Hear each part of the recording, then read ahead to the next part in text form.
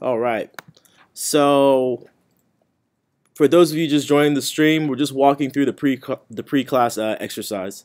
So within the for loop, we're gonna have an if case. Let's say for each number inside the array, if they are greater than the max num that we currently have, then the new max num is equal to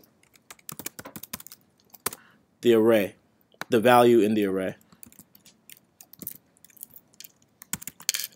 And when that's finally done, after it's done executing through the for loop, the new max num should be the greatest number inside the array, and we're just gonna console log that out.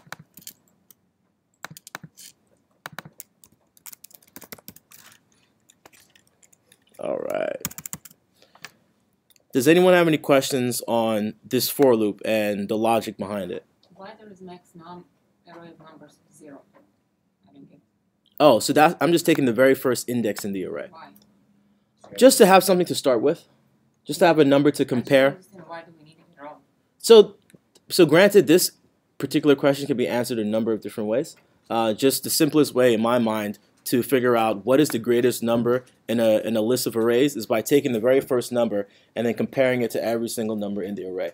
And any number that's greater than that first number is now the new max num. And I'll continue to iterate through the loop to get the maximum number. Basically, always we need something to pick from the whole array so we can pick. So you're going to need something to pick through the array. So I could have gotten this array index within the loop. I could have started the loop at 0 and just set max num to be the value inside the array at the time, or I could have just put max num equal to 0 over here. Yeah, so I could always assume max num is 0 in the beginning, and then it's just going to iterate through the loop and figure out what is the number greater than 0. Swap it to that's now the new max number, and continue to iterate through the loop until it finds the max. And you're kind of assuming that all the numbers are positive. You make an assumption, correct? Yeah. So, like I said, it all depends on the type of question they're asking you. These are the type of questions you want to ask in the interview.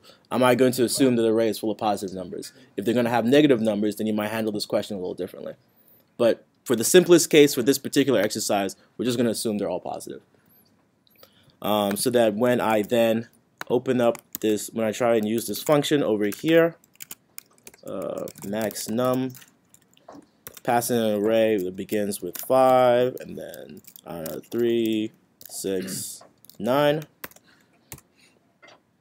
Whoops, I forgot. Let me move this back to how I had it before.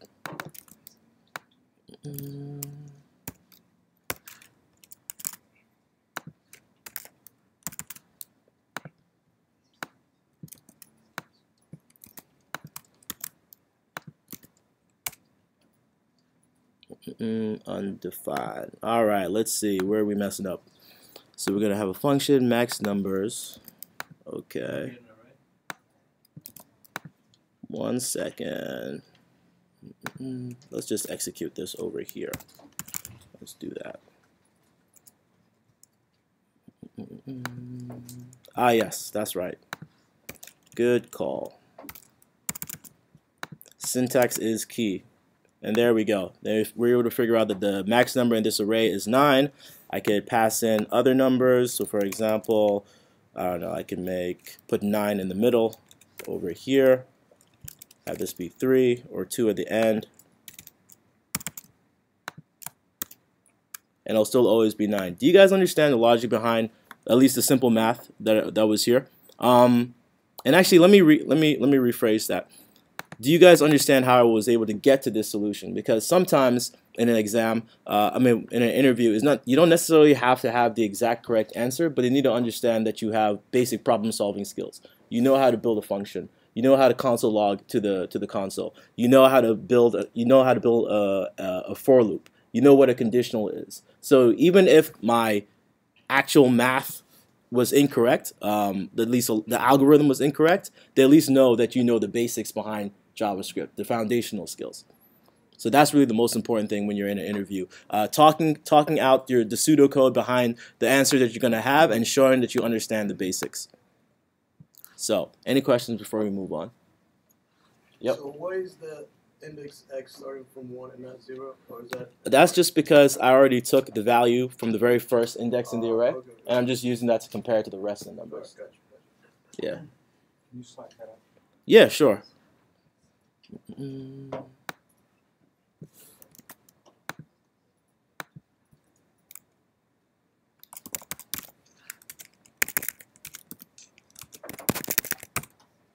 All right. So to put in the array of numbers, Yes. we go to console. Yes, you can go to the console and you can pass that in. Okay, and we just type it in and press enter. Yes, so you would open up square brackets, type in your numbers. Of course, they're separated by commas. Close it with square brackets, hit enter, and that's your array. Oh, so what's the answer? Oh, you're talking about if I was pass this into my function? Yeah. Oh, so that would be max numbers, Oh. and then this very same thing. Yeah, so that's going to be my parameter within the function. Oh. That's what gets passed in. Is going to do the logic, and then just going to console log out the answer.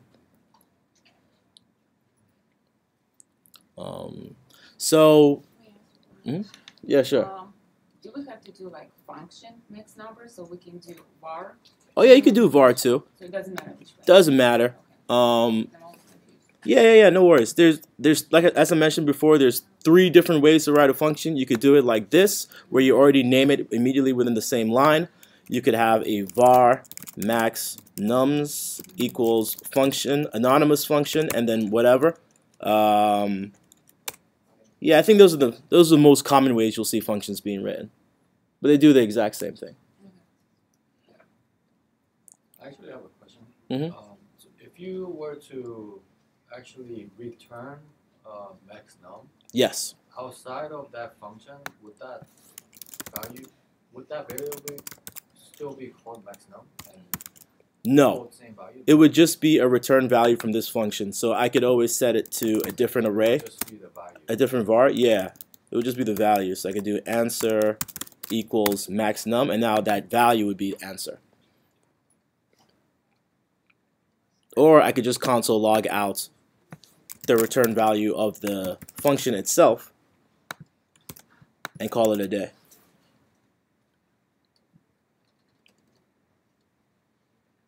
Any follow-up questions?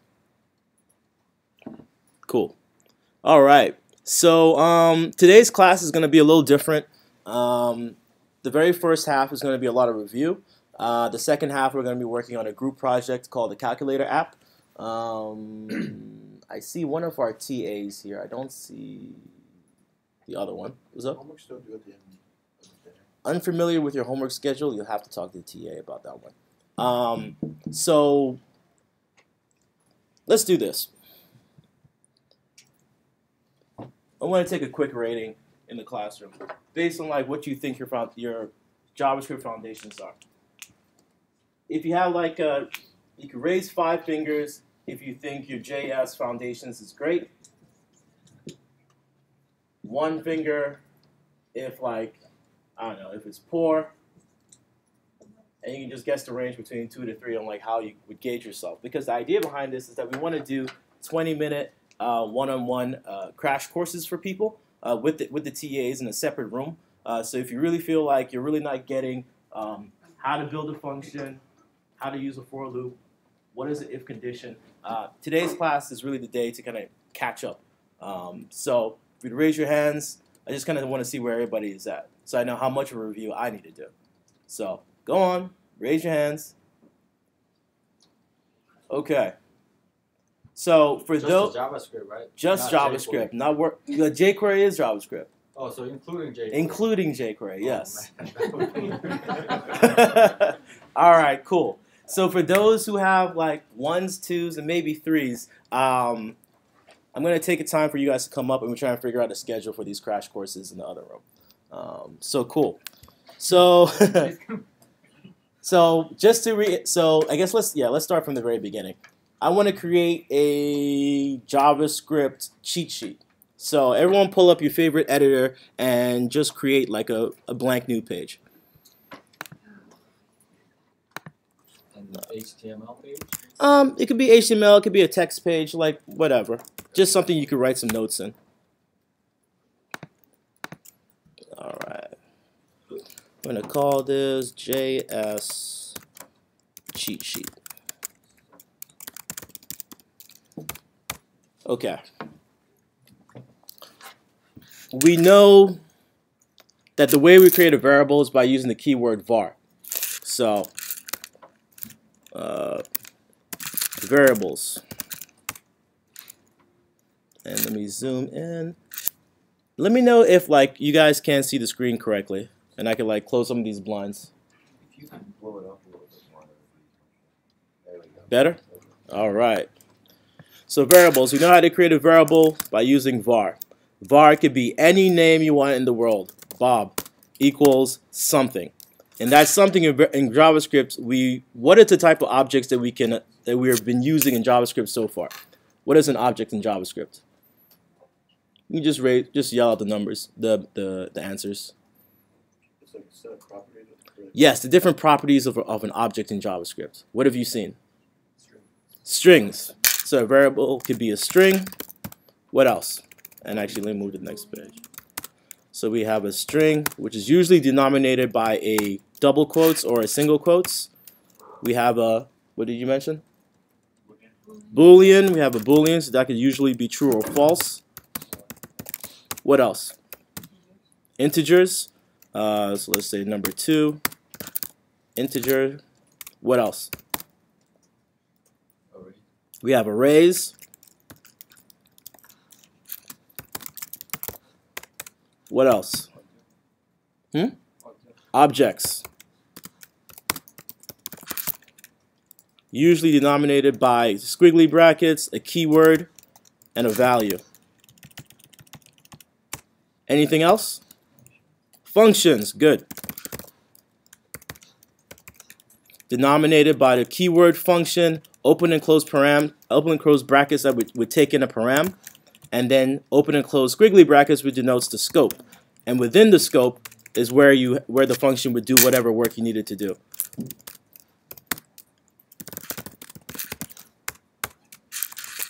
All right.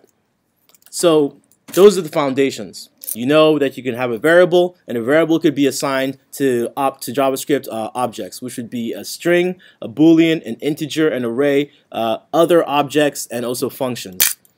We then have for loops, or just loops, because there's many ways to do loops. The most basic one that we've been using so far has been what? It's been a for loop. So you have it begins with the keyword for loop, open and close parameters, open and close squiggly brackets, and within this scope is whatever work you want the for loop to do. Now the for loop params itself is very important because that's where you have the condition for the for loop.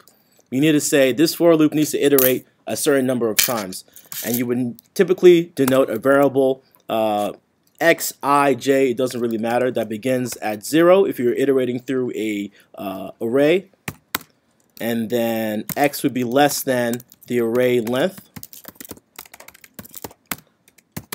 and then you would need to increment x to step through every single item in the array.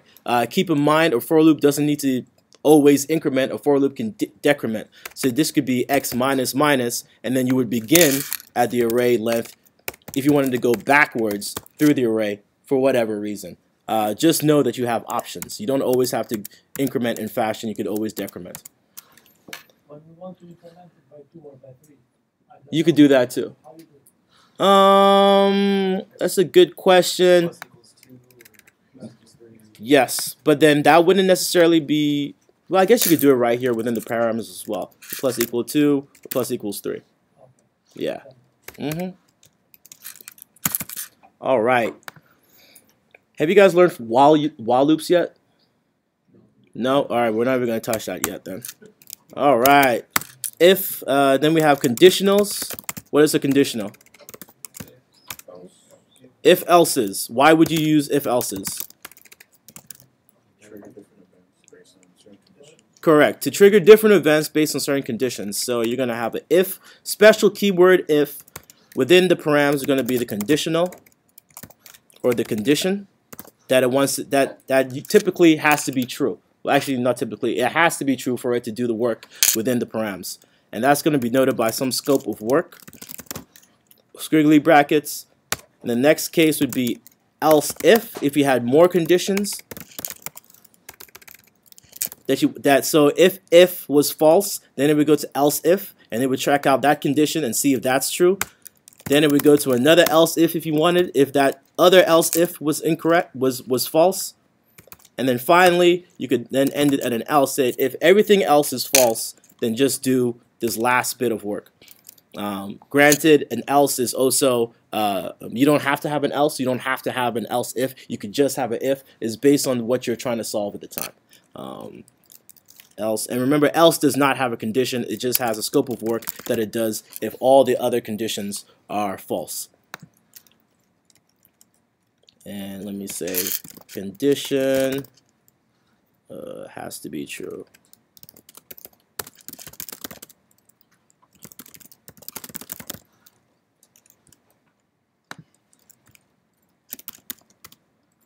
All right. What else is there? Okay, then we touched on jQuery. Let's talk about jQuery for a little bit. Remember, jQuery is JavaScript. All it is just a helper library of functions that allow you to do things quicker in JavaScript. Mainly for manipulating the DOM tree. And what is the DOM tree? The window, the browser, that would be your HTML tree. That's what JavaScript helps you manipulate. As you saw in the exercises we did last class, we were injecting new tags, new image tags, we were injecting new divs, we're manipulating that HTML tree with new options. So that's what jQuery really helps you do. So let's think about some basic syntax for jQuery. How would I select something on the screen? In fact, actually, what's the very first thing you need to do to use jQuery? No, before even that. Yes, you need a link to jQuery or you have no access to it. So, script. Let's call this, yeah. You need to get the script link for jQuery. Let's try and find out where that is. That simple Google will get you there. jQuery, jQuery.com, download. Well, you could download it so you can have the file on hand, or you could just use the CDN. We'll just use the CDN because it's quick. jQuery minified. There we go.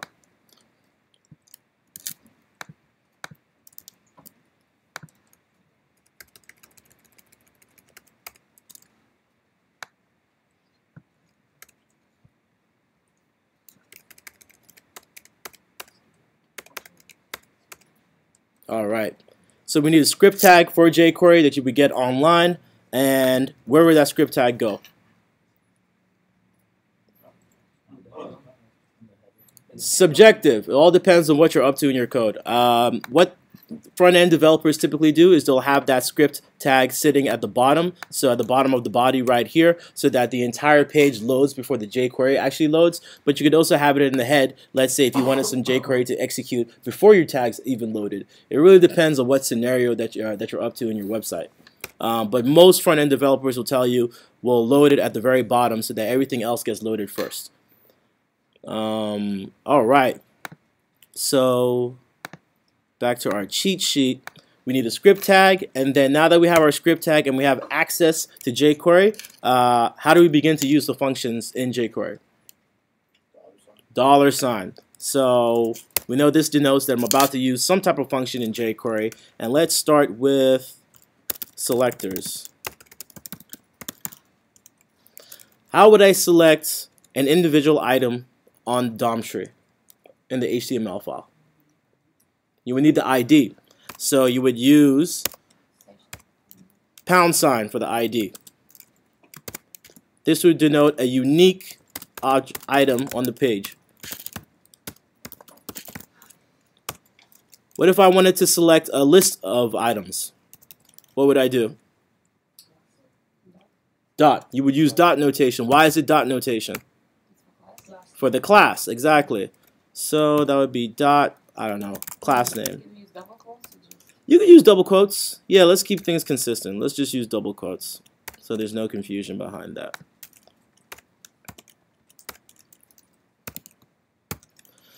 So you would use $, open params, double quotes, £sign for the ID. The ID would be the ID of the item on the HTML file. And then if it's a list of items, you use a class name. Is it similar to CSS where you can use multiple class names, like you want all H1s that are inside of Correct. Okay. Yep. And in that same vein, if I just wanted to get a list of tags, what would I do? You would just put the tag name. And let me make sure my syntax is correct. I think it would just be like, I think it's just like image.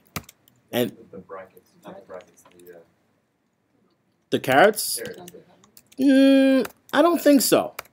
Let's confirm. Let's confirm real quick. We can do that very, very quickly. Yeah, for selecting. Because I know with the open carrots, it creates an object. Okay. But I think for selecting all the objects is a little different. And I always forget the syntax, so let's confirm. So on this page, what type of HTML tags do we have? We have, on the body, we got a bunch of divs. Let's go to the console. And always remember, man, when you, like, I forget stuff all the time. Quick reminders just by hopping into the console and just practicing and trying it out yourself. So if you want to get all the divs, let's just do div. There we go, and that gives us all the divs on the page. That would be div ID display, div ID button. If we did it the other way with the carrots, as I mentioned earlier, this is completely different. This would instead create a div that we would then use to manipulate and do stuff with. But it's not necessarily a div on the page. This is just a div that's being created in memory. It's not in your HTML yet because we haven't appended it to anything. Cool. So let's go back to our cheat sheet. And we know that to get a list of items, we just type in the tag name. So list of tags. All right. Okay, let's see what else. Now, we're able to select an item by its ID, which is unique, it's a very specific item, and every ID has to be unique, or it doesn't, or this whole process doesn't work. You can get a list of items by their class name. That's if you wanted to append like an event listener. And what type of event listeners have we learned about so far? Clicks, on-click events. You typically would apply an on-click event to a list of items. That's what we did last class. So let's talk about events.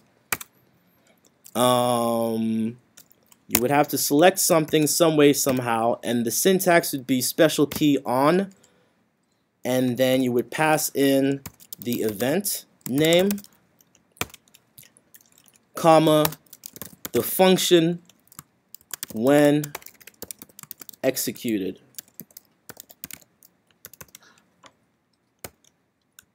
And actually, let me space these out so that it's like it's a, well, nah, it's not a name function. Let me move this to a comment. So it'd be the function.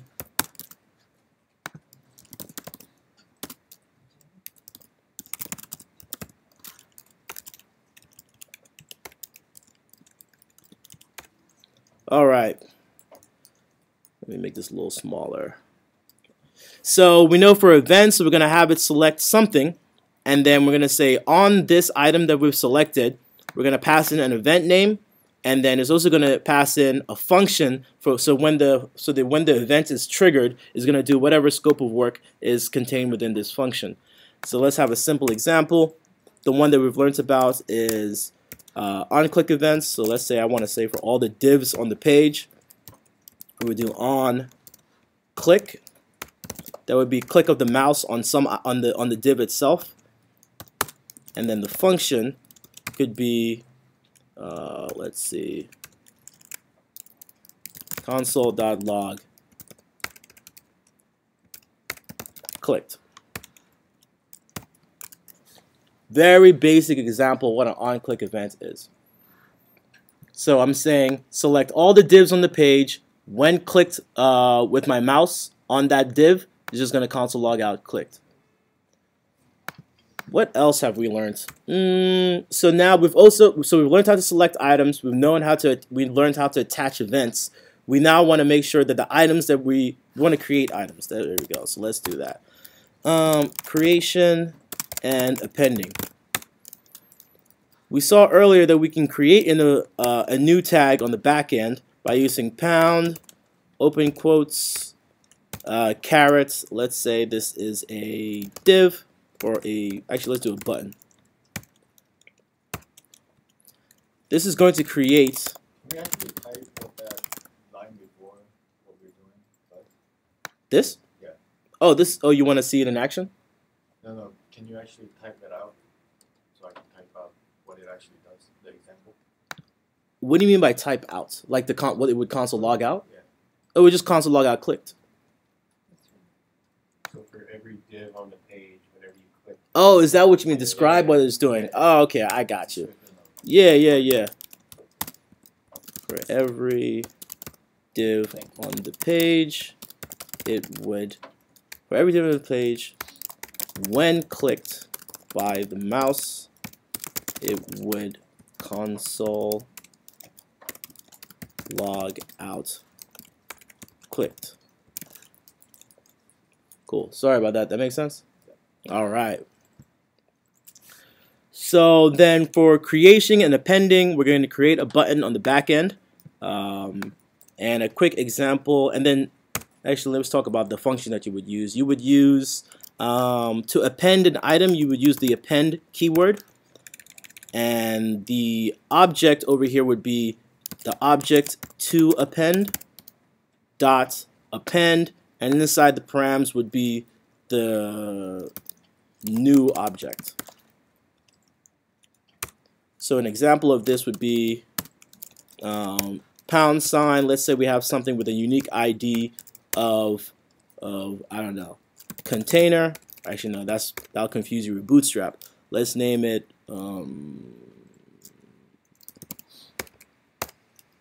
placeholder. So we have an item with the ID placeholder, and we're going to say select this div placeholder and append. And let's, within this same example, let's create var button equals this over here. So what we're doing is we're creating a new button tag, setting it to the variable button, and then we're now saying grab the div placeholder and append the button to it. This is how we're adding the button to the front of the screen. Adds button to div placeholder.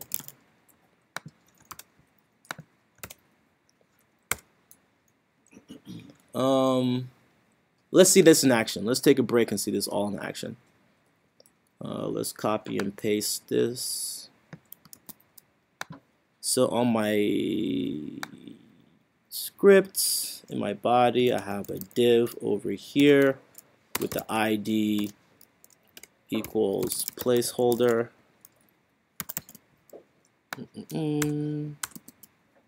Let's remove all this other stuff. And I know I need my jQuery script, or none of this stuff will work.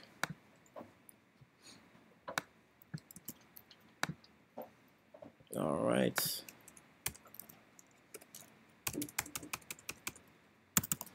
Okay, so in here I have a var button, and then I'm saying for this button, we're going to select the placeholder div and append button to it. All right, let's open this up, make sure there's no console errors so I'm not missing anything. Okay, no console errors, and you can see there's a little button over here. Let's inspect it. Wow, how do I make this? Let's make this smaller. Bring this all the way down. Actually, let's exit this. Cool. So for this JavaScript, what I've said is that I'm going to create a variable called button, which is going to be the button tag button. I'm going to say select placeholder and append button to the screen. When you refresh the page, you'll notice that for the div ID placeholder, it now has a button tag that was created through JavaScript, which is created through jQuery, because jQuery is JavaScript. That's how these two go together. If I was to do this in raw JavaScript, it would take me a lot longer. Like I said earlier, when I comment this out, right now I'm creating a button tag, which is set to the variable button, but unless it's being appended to anything on the HTML, it doesn't show up on the screen. It's just going to be sitting in the back end in the ether doing nothing. So back to our cheat sheet. Actually, let me slow down here. Does anyone have any questions on this? Cool. So we've learned about creation. We've learned about appending. One more event that we've learned about. Let's go continue with our events. So this was, let's do ready event, and yeah, let's start with the ready event. I believe the syntax behind the ready event is $document. And who wants to tell me what the ready event does? Who remembers what that does? Because you saw that last class. It's when the document is ready, it begins the function. Correct. And what's another word for the document? Just like if you were to explain this in layman terms, what would that mean? The web page, correct. When the web page is loaded, then it's going to execute the ready event. So when we do document ready, is going to do some scope of work. So to put this in comments, when the page has loaded, then the function is executed. Let's see this in action and ensure my syntax is correct. So we're going to do document ready console.log ready. So I'm saying grab the document object, which is the entire DOM tree. When ready, we're going to do this function. Oops. This is where that work is supposed to go. Inside the params.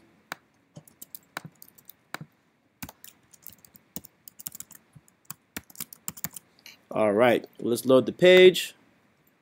When we open up the console, we'll see ready. So as soon as the page finished loading, ready got printed out. Questions on that? A simple use case of the document ready function would be, let's say, as soon as the page has finished loading, you would increase the site counter because you're assuming that when someone comes to visit your web page, as soon as the page is done loading, someone has seen everything that you want them to see because the whole page is loaded, you can increment the site counter by 1. And that would happen every time the page is refreshed. What else? I believe there's one more thing that we touched on last time. Let's go to the fridge game and take a look at the solved solution. Okay, we can do empty. We can talk about adding classes and text. Okay, so this is just getting into the weeds of jQuery, which I'll iterate over again, just so that everyone has in their cheat sheet. So we'll talk about empty, we'll talk about text, and we'll talk about adding things, and the attribute function. Okay. So it's called DOM manipulation. Whoops.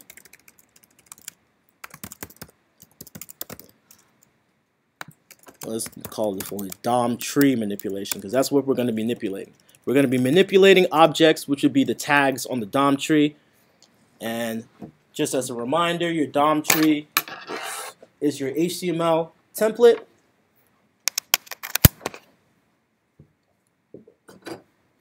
And the reason it's called a tree because they all kind of relate. You start with an HTML tag, which has a head tag, child, which also has a body tag, child, and the head would also have, I don't know, CSS or style tags, and the body would have divs, which would have anchors, which could also have images. Like it's one big tree of tags, so that's why they call it a DOM tree.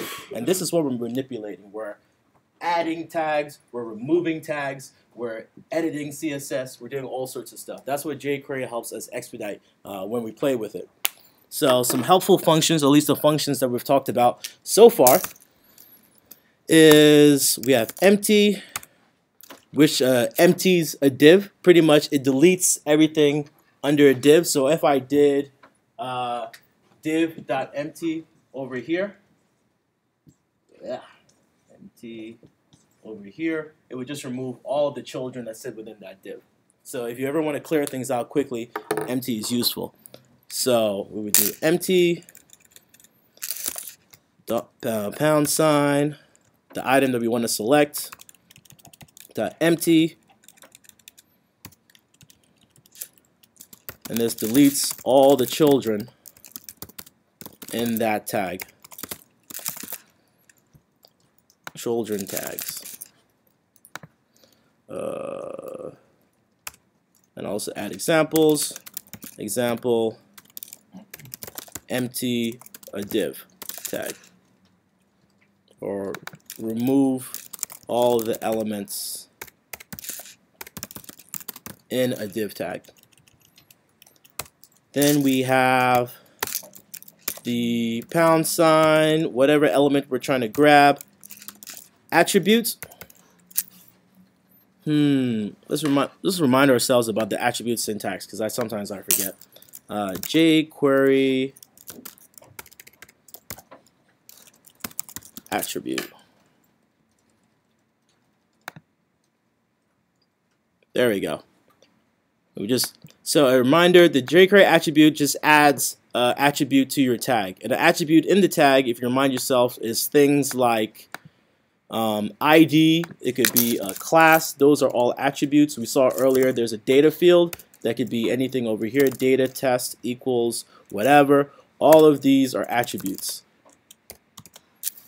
And you can add any attribute you want to an HTML tag depending on what it is you're trying to do. So adds an attribute to the tag. An example would be ID, class, data, tag.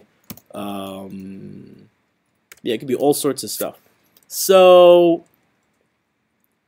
because jQuery does have an attribute function that allows you to add any attribute you want, so the very first param would be the name of attribute, and then the second param would be the value of attribute.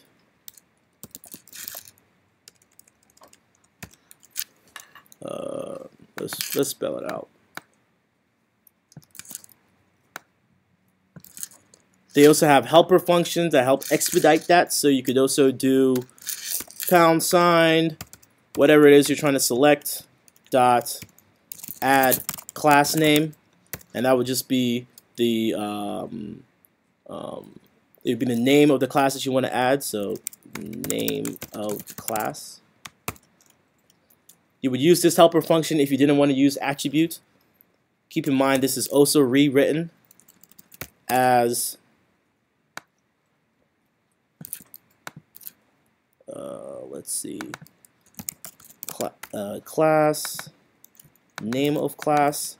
These two functions do the exact same thing. It's just nicer to read to see add class name versus adder class and then the value name, but they do the exact same thing. What else? What else are we missing? Let's go to the fridge. Text. If you wanted to inject some text into a tag, you would use the text function. Add text. Just be pound sign, whatever it is that we want to select, dot text, and this would include text for tag. An example of this would be, we have we want to select all of the header tags, let's say H2 tags, and the text for them would be welcome. Just a very quick way to inject some text onto the front of your page. And keep in mind that all of these manipulation functions can be used in conjunction with creation and appending. So you would take the var button that we created over here with jQuery, and then we would use those functions on the variable var. So we would add classes to the button, we would add some text to the button, and then finally, when we were finally done with our manipulation of the button, we would grab some div that we want to append that button to, and then it throws it on the page. And I believe that's it for our cheat sheet, at least for now. For what we've done so far, this should cover a host of all the examples you'll be needing for this exercise, I believe, today. Does anyone have any questions on any of the items in the cheat sheet that I could reiterate over?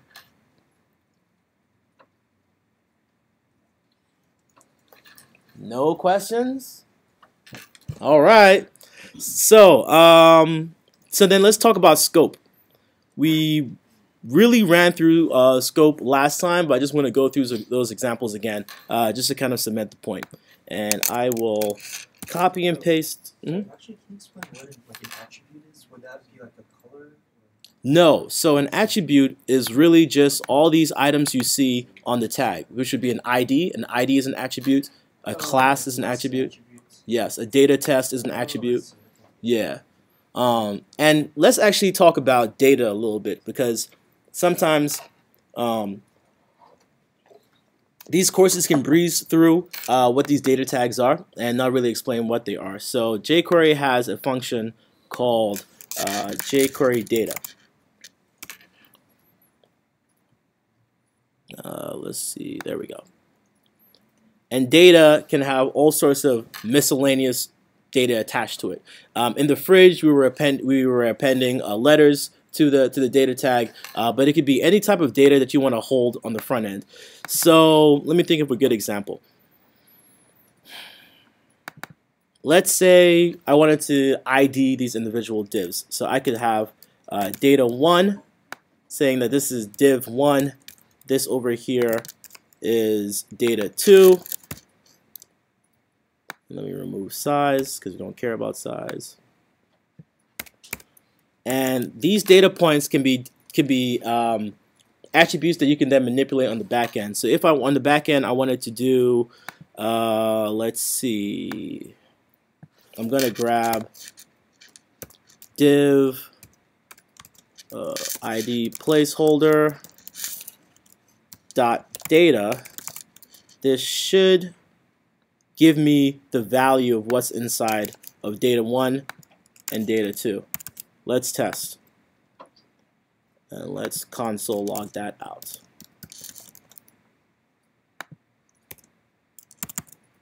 So when I refresh the page, where is it? Over here. Let me make this smaller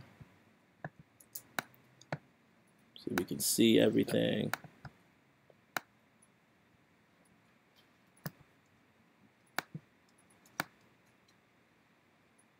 All right. When I refresh the page, you'll see that I now have access to the data element. 1 is going to be a JavaScript object where the key is 1 and the value is 1. This is what we saw in the fridge example earlier, where when we were walking through the elements, we were adding a data letter to each of the buttons, so that when those buttons were clicked later on in this section over here, we could then manipulate it by grabbing the attributes data letter. Granted, in this particular scenario, we're using the attribute function to get the value for that attribute, but we could also use the data function, which is just another helper function like add class, which does the exact same thing. It just gets the data attribute for the key at hand, which would have been letter. So we could have written this as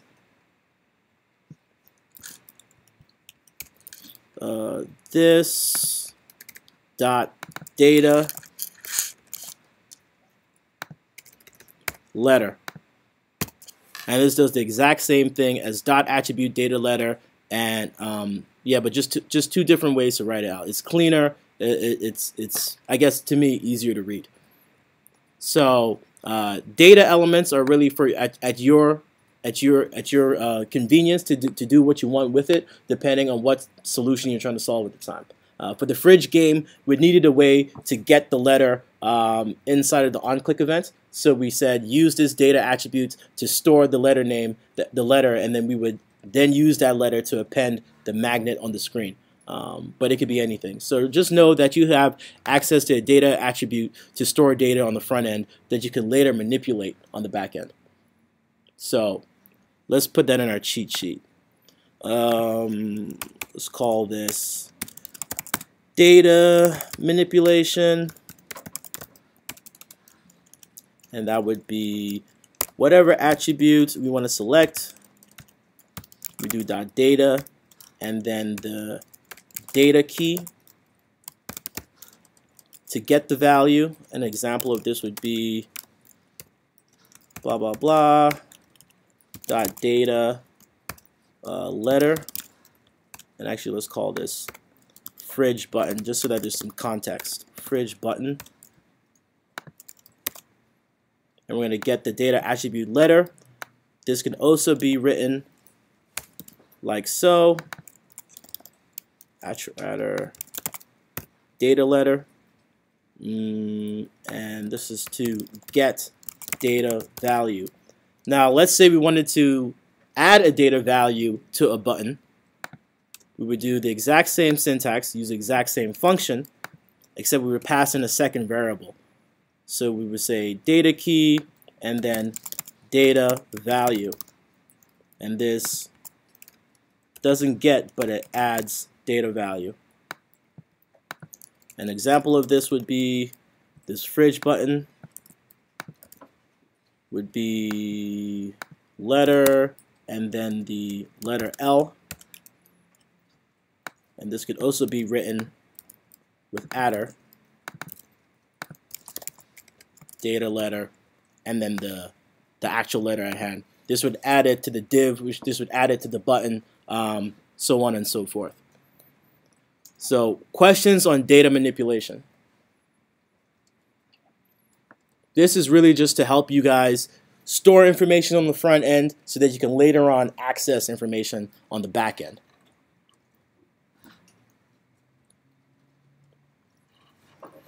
So, one more call for questions before we move on to JavaScript scoping. You can skip, Hmm? you select that out. Yes, I can select that out right now. All right. And let's create a snippet.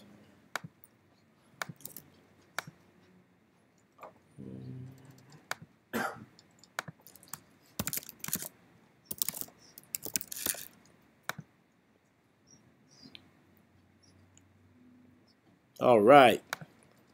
So moving on to object scopes.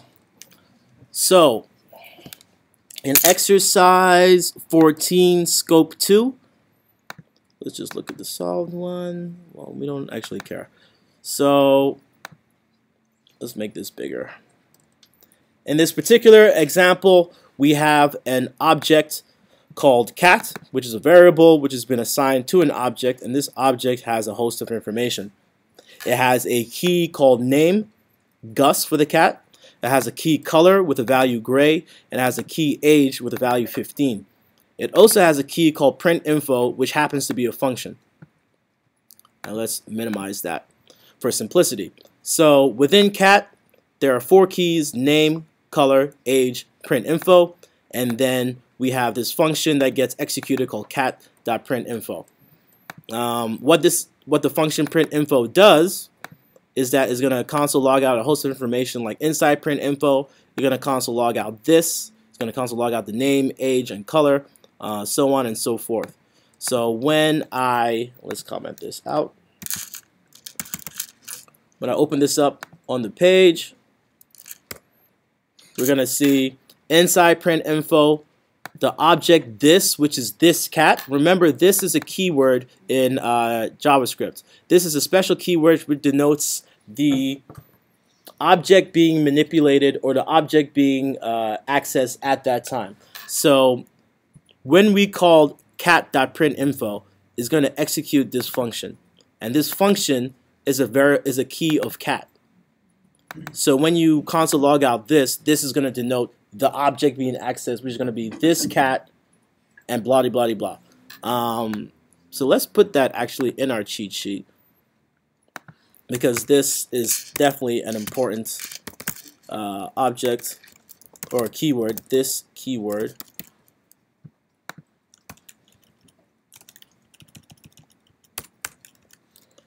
which would denote object being accessed at the time.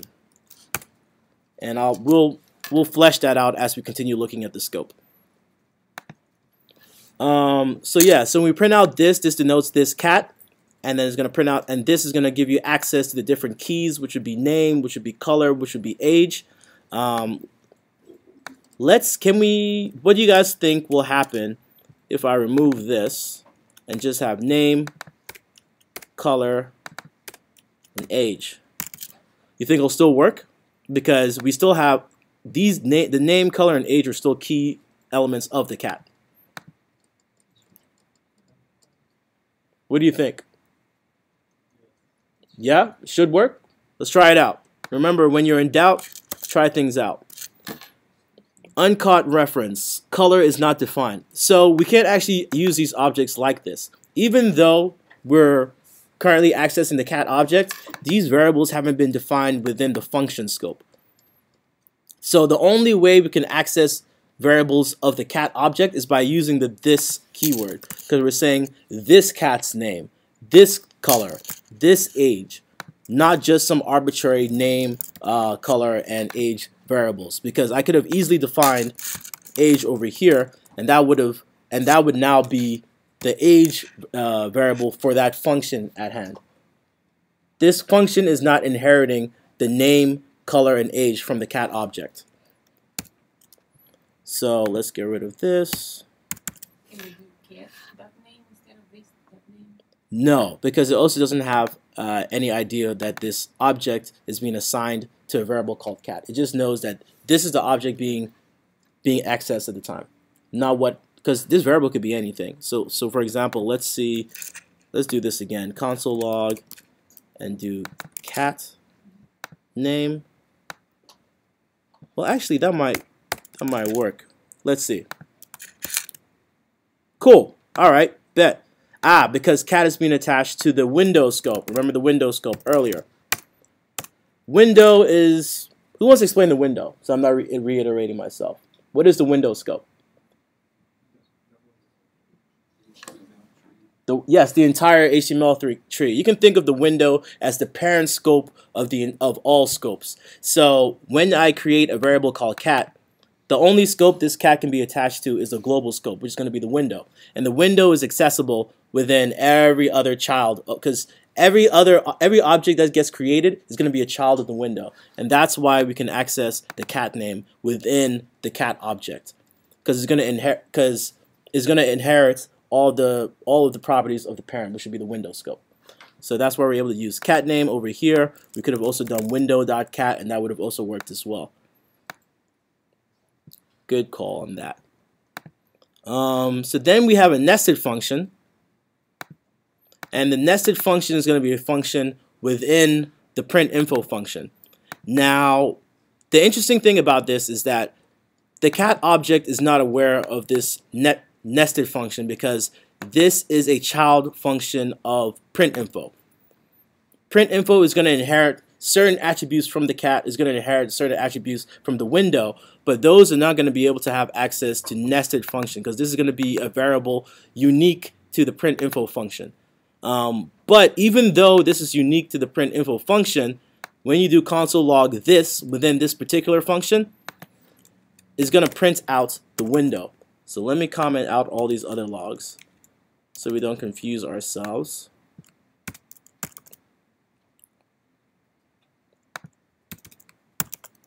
And when we refresh the page, you're going to see it prints out the window. It prints out the window because we're no longer within the scope of the cat. We're within the scope of the printinfo function.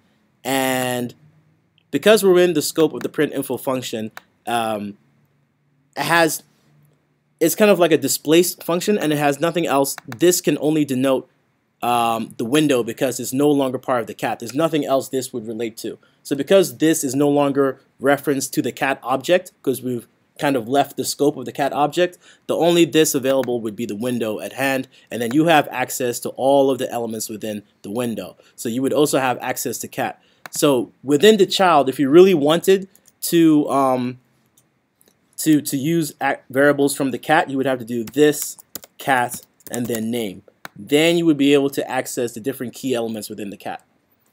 So this always has to be referenced to something. Correct. But if it's not, it's the entire window. Correct. Yeah, that's probably a much simpler way to explain it.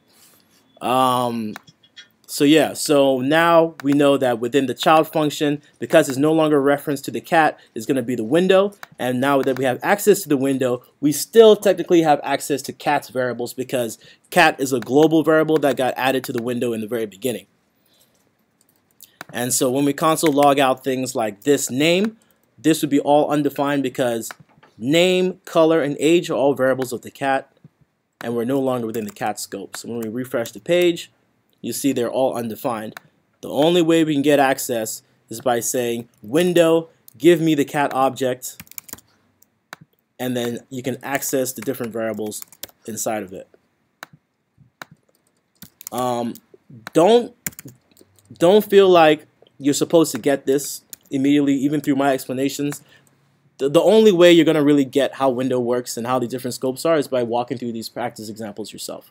Going to your console log, writing down different situations, writing down different examples, and just seeing what happens. When do you see an undefined? When do you actually see the value that you want to expect? That's how you really gain a true understanding of how all these scopes work. So for the next exercise that we breezed through last time, I want you guys to take the unsolved version and spend 10 minutes trying to figure this out. You can do this in partners, you can do this by yourself, but it's really important that you begin to walk through these steps and understand what's going on and why it's going on. This would be exercise 15, scope 3.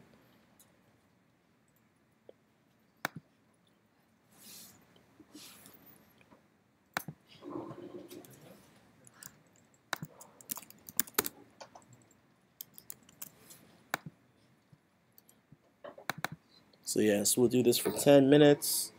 All right, that'll be 11:10. Ooh.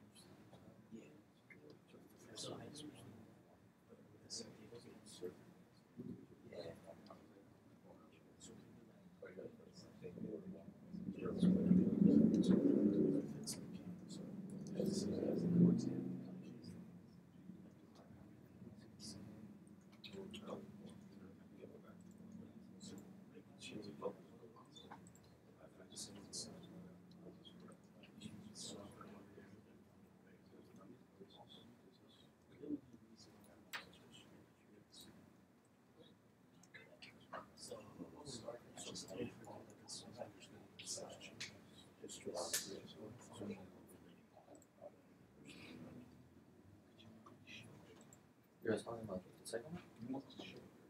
Oh no, thanks.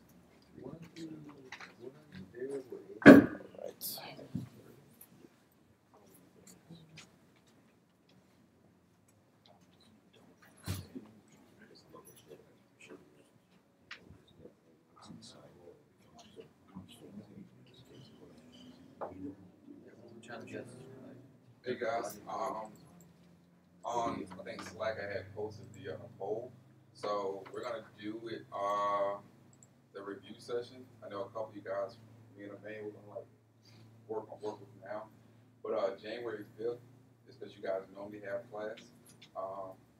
Doing it normal time, just gonna be a straight review session. So HTML, CSS, JavaScript, jQuery.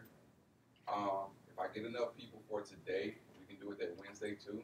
But I mean, we really gotta have enough people. If not, we'll just do it that Saturday, January 5th. So I think when you guys come back, you're gonna have project one, maybe like to start on January 7th, right? Or no? I don't know when project you want to start. What is this? Okay, so yeah, you guys, so if on the 5th, we would actually just do it here's place. We get enough people, they just slack me and say you want to do it Wednesday too. We can do it Wednesday also. Yeah, like we're definitely doing it January the 5th though, doing the normal time. And that's just to go through JavaScript, jQuery, and everything that you guys have learned up to this point. So when you guys come back after being off 2 weeks, if you guys want to do it that Wednesday, which is January the 2nd, hit me up today because I only got like 2 or 3 people that want to do it Wednesday too, and I'm not gonna come just for 2 or 3 people. But Wednesday, I think Saturday it was like 12 people or something hit me up. So.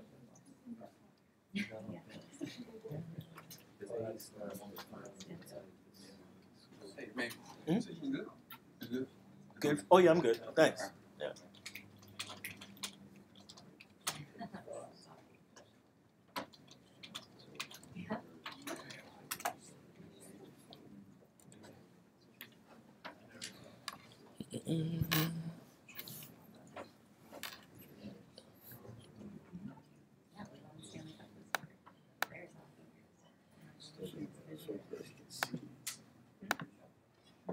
Hey, what's up? Sure. I'm great. Oh, how you doing, Nice. Emmanuel? You want a chair? We'll get your chairs on. Oh no, this is real quick. When I was writing the notes down, the cheat sheet. How were you able to do the different colors? Like the colors change when you had like the different. Oh, so that's just What were you doing? due to my editor. Because what this is Markdown syntax. So my editor just picks it up and then changes the color for me. I'm using Oh, that's something you set up WebStorm. like in the settings or something, or No. I'm using WebStorm in my Oh. IDE, so it just changes the colors for me. Because when you actually render this, how do you do that? Markdown support. Because Markdown, you ever been on GitHub? You seen those READMEs? Yeah. That's what it. Let me try and download, or show you something online. Markdown editor. Yeah, there we go.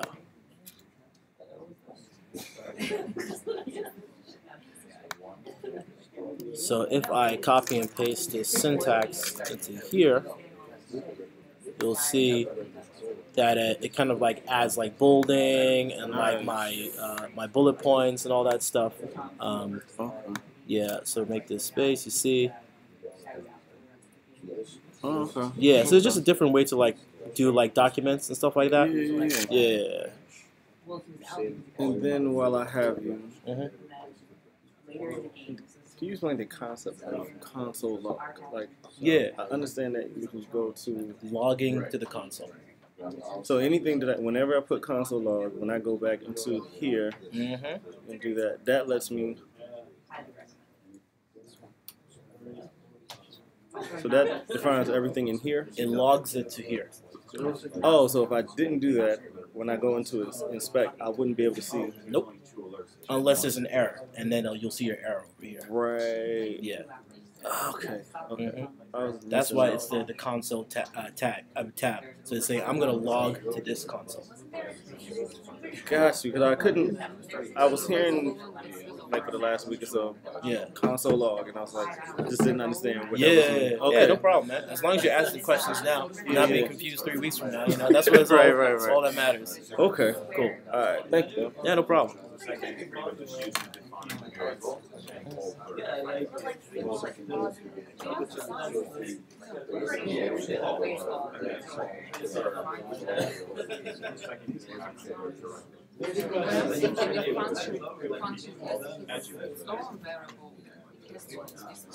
Even if we will skip this, that's fine because it's going to All right. So yeah, I was at the Washington Post had like lockdown period. They had like big parties. And if you raised your hand and you were 1s and 2s earlier, Slack me privately, and I'll try and set up like little like we're gonna do 20-minute sessions in the other room, and the TA is gonna walk through some JavaScript crash course examples. So Slack me and we'll get groups together. like the number. No, just Slack me if you would like to join that JavaScript crash course. Because we're gonna do like groups of 2 or 3 for 20 minutes each in the other room.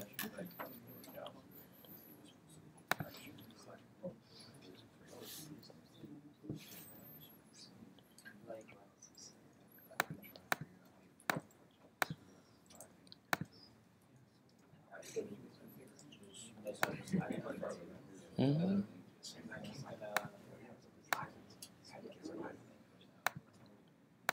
Don't mind my living on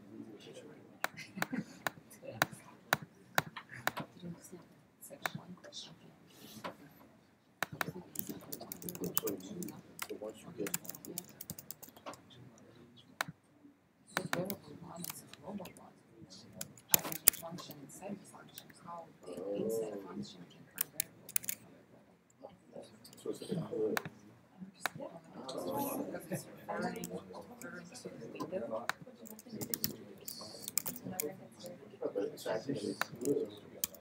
Well, the thing is actually, well, it didn't show up on the page. But it's at the top. Well, I would rather want that. Yeah.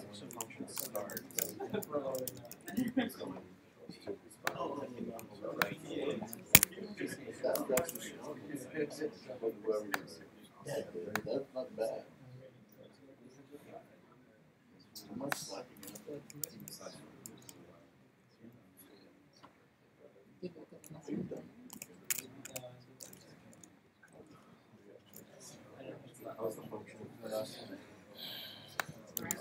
Okay, so let's walk through this exercise together. Let's see. Let me make this smaller.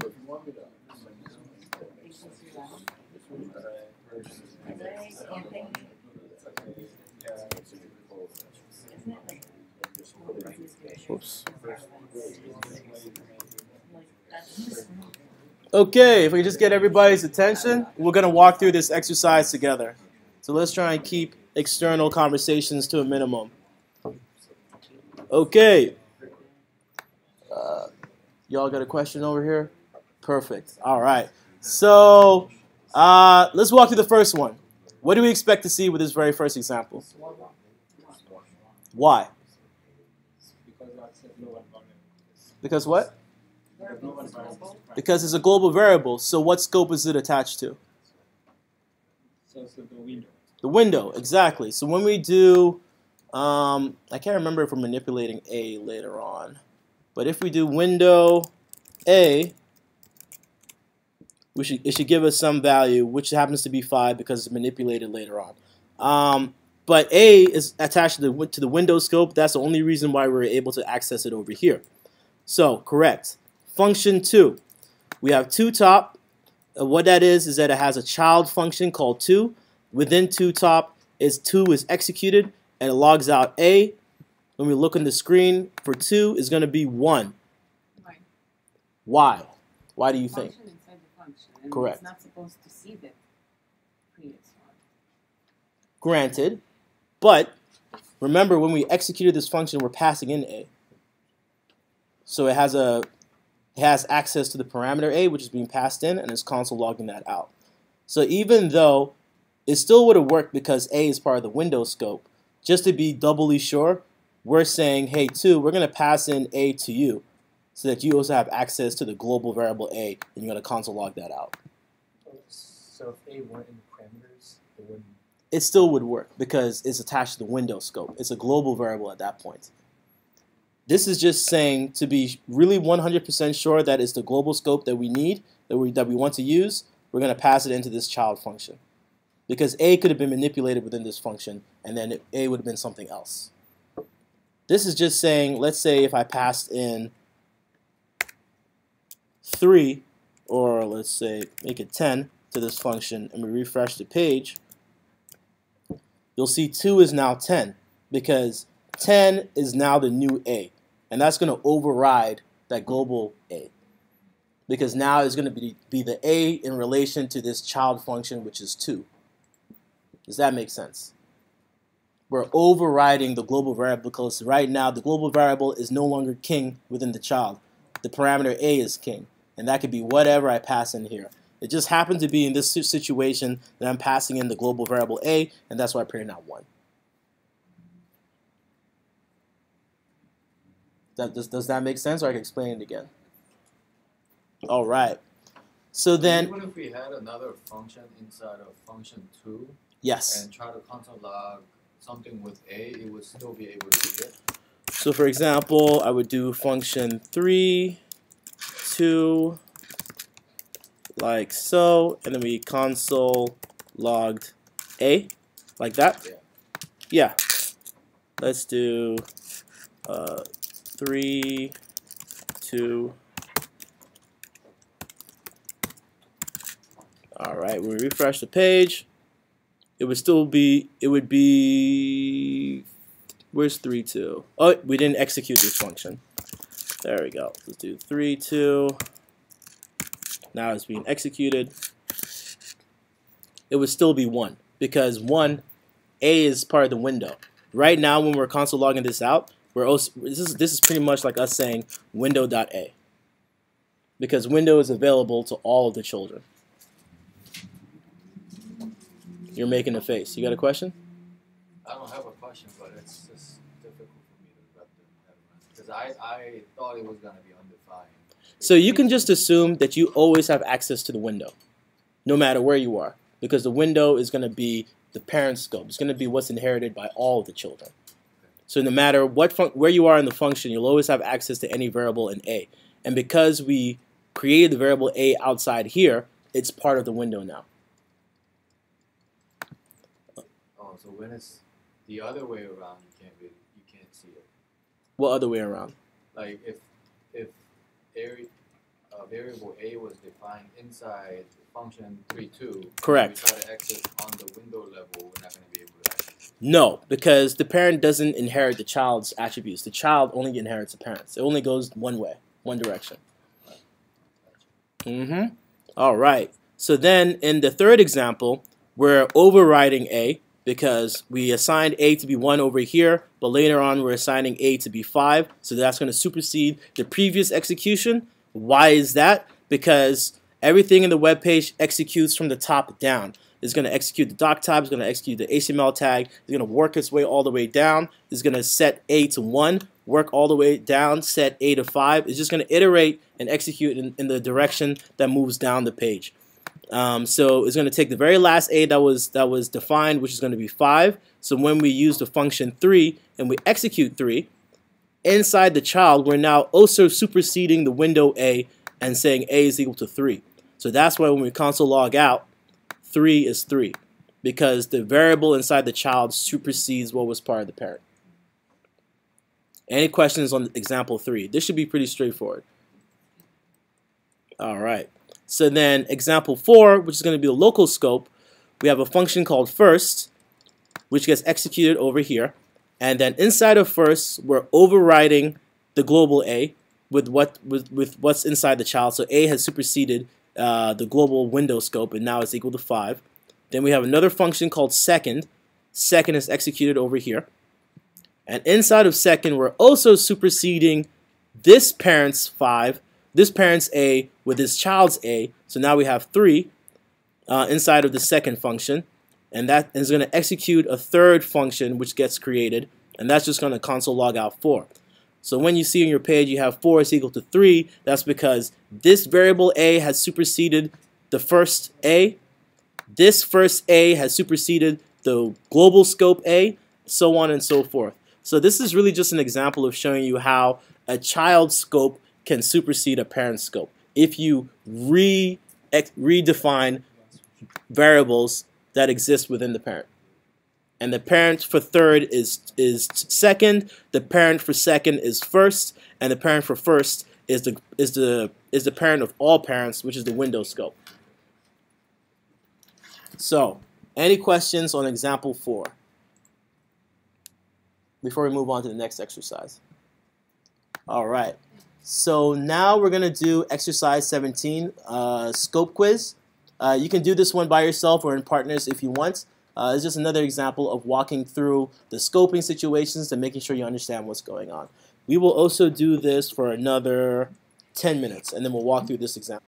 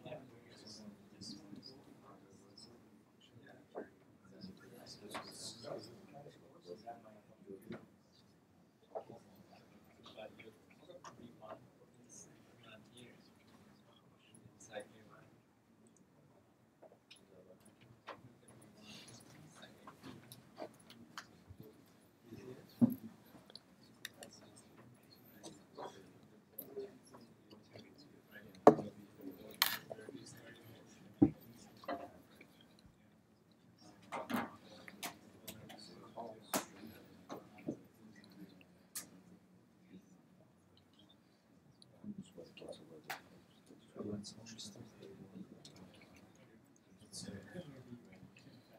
see the difference? That's the this one is using shapes together.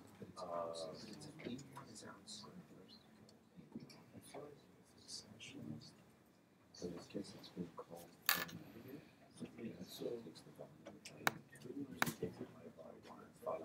So. That was somebody else that was talking. I think I thought you said it sounded like you Oh. said 8, so never mind.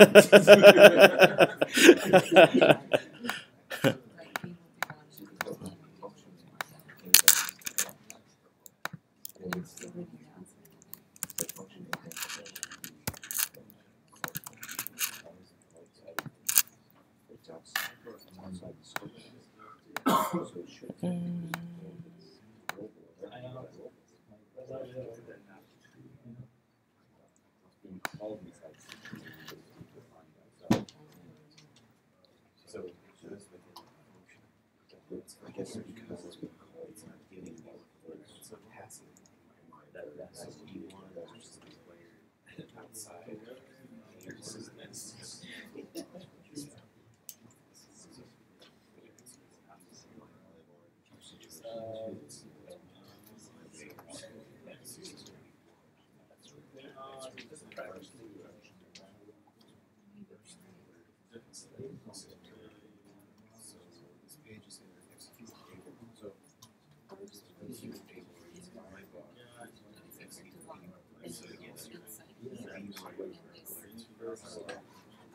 Change 1 to 2. That's why it's taking it. But it will be for the inside. This is bar. Over here, there is and you're overriding this. So in this case, you're not declaring this area where it's connected to this and this. This is over here, overriding this. We change 1 If you're declaring that. Yeah, so when this gets executed, The variable is 1. when this alert gets executed, the variable is 2. Yeah. Oh, that's very good. Because this one That's cool. is I guess it's one of those. so actually here it's going to be range 2. It's So when the first here, one, right, this one. U1 here, U1 gives you 2 Well, because this one cannot be executed until the result for this function. Because this one is waiting for the one function first. This one is going for B. But here, when we use this one refers to 1 to the global one. Here. 1, yeah, it's the same. And then it just goes inside, but this function is going to see already its own. Okay. All right. So if I could get all y'all's attention again, I want to walk through exercise number 17, just so we can go together as a class and figure out what's going on. So in this particular scenario, we have situation 1 and situation 2. In situation 1, we can see that we're defining a variable called myvar1. We can see that it's being defined outside of all function scopes. So if it's outside of any function scope, what scope will it be part of? The global scope, which is another name for what? The window. So we know myvar is part of the window, which is equal to 1. And we have 2 functions, function A1 and B1. What's being executed? A1, and let's see what A1 does. A1 redefines myvar1, so it's going to supersede the global variable myvar1 and make it equal to 5 minus 3, which is equal to 2. Then it's going to console log out myvar1 after it executes B1. So what's going on inside of B1? B1 is just executing myvar1. So let's see what gets printed out. We see for situation 1, b is for the b function, my var is equal to 2. For situation 1, a function, my var is equal to 2. Why is that? Anyone want to take a stab at why that's the case? And it's not actually 1, which is the global scope. Because it's being rewritten. So we know within A1, that's obviously going to be 2 because we have redefined what that variable is going to be. But it also is also executing another function. That's, I guess technically you could say it's outside of the scope of A1. So it's going to be this function over here. So B1 is now actually attached to the window, and I would have, so from what we've learned so far, if we just executed B1 by itself over here, and we'll remove this A1, by itself B1 is just going to execute 1 because that's going to be the one that's attached to the window scope. But in this particular situation, because B1 is being executed within the scope of A1, it's going to inherit all the variables from A1. So it's going to act as if B1 is a child of A1. So when you execute A1 by itself, A1 has redefined myvar1 to be 2. B1 is now a child of A1 and is going to inherit the new redefinition of myvar1 and is going to console log out this new definition and not the window scope definition. Question? So, just in my own words, yes, it's pulling 2 because it's being called from within A1. Correct. So any questions on situation 1? All right. So then situation 2, we're going to create a variable called myvar2, which is global. It's going to be part of the window scope. We have 2 functions, A2, B2. A2 is being executed.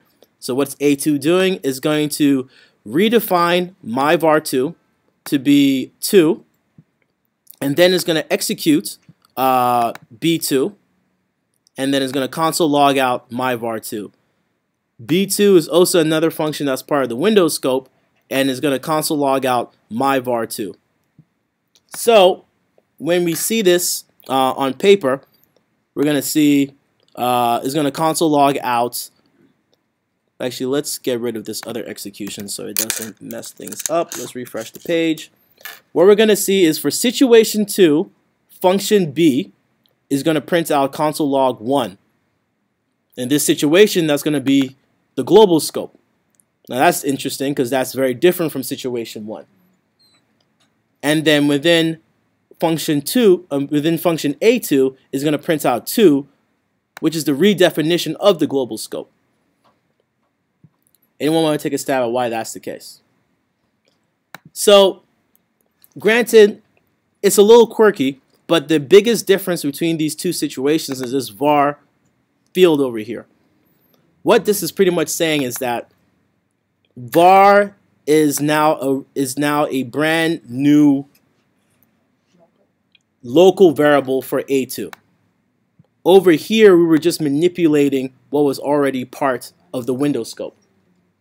This is a brand new variable within A2, and it's specific to A2 because B2 is not a child of A technically.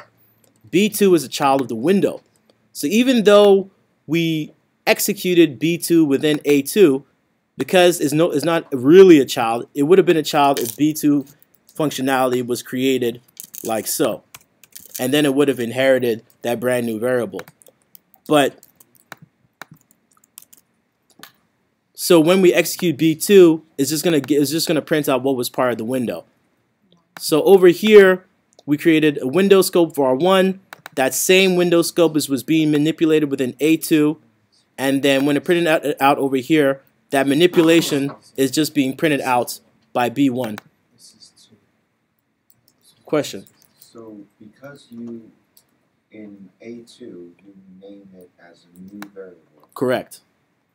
B1 does not access that. You mean B2? Or B2 does not access that Correct. variable. It pulls from the window as well. Correct, because it is actually a child of the window scope, not A2. My var2 is a new local variable within A2. And it's exclusive only to A2. Correct. We could have passed my var2 into B2 like so if it took a param. And then it would be able to have access to that variable. But because we didn't do that, B2 only has access to the window scope variables, and it's only the only window scope variable that it's aware of for my var2 is going to be this definition, because this is local to A2. Can I reword it another way? Correct. So in the first one. Yes. In the first section. Yeah. Because you don't add that variable, it supersedes the parent window. Because we didn't add this variable, it's just taking this parent window object and then manipulating it. Yeah. Yeah. Because you don't add the var. Correct. Before it changes my var1 completely. Correct. It changes for everybody. For everybody. For everybody. Yeah. No matter what. Because everybody has access to the window. So you could think of this as we're all manipulating the window over here. We have a window variable myvar1, and this is window.myvar1 is equal to blah blah. This is going to be window.myvar1. This is window.myvar1. So it's changing it in the window. Correct. Yeah. But in here, this is window myvar1, but this is not window myvar1 because this is unique to A2. And then if you were to put window myvar2, it would have printed out 1. It would print out 1. Yes. So if we do window right here, it would be pointing it to the window myvar. Exactly. So when we refresh the page, you'll see they're both 1s. All right. So questions on situation 2. The best way you're going to get this is by walking through these different situations, using the window object, and just trying to figure out what's what at different scenarios. Before we move on to this example, because this is a pretty important exercise to go through, I want to begin to start doing these breakout sessions. So I'm going to just slack out the first 2 names. I'm just using your Slack names because not everybody used their full name. And so could these 2 individuals head over to the room next door? You guys are going to do a crash course exercise with your TA for 20 minutes, and then we'll just keep iterating after that. So I printed it out in the Saturday class. If that's you, could you move over to the next class before we move on to this next activity? Cool. And then we're also going to do a break at 12 o'clock, but today's break is going to be a little short. It's only going to be for 30 minutes. So from 12 to 12:30, we're going to do a break. And then after that, we're going to do a big group activity. So could everybody open up, who's still in this class, exercise 18? And you're going to do that in partners for, how much time do we have? Let's do this for another 10 minutes. So until 11:46. That would be exercise 18, the unsolved version.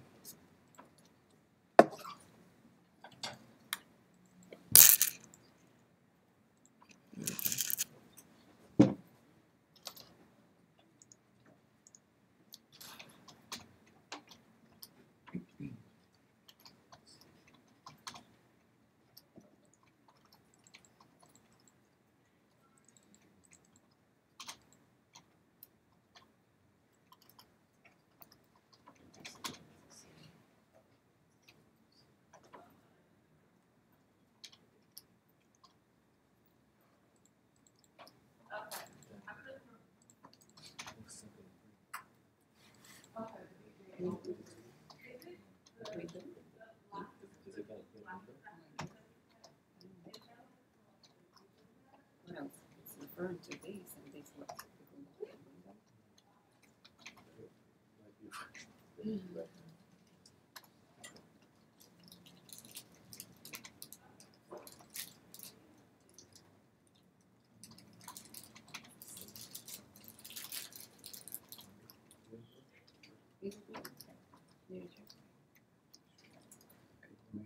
Seems like 2 more if you want. 2 more? Yeah, you're good.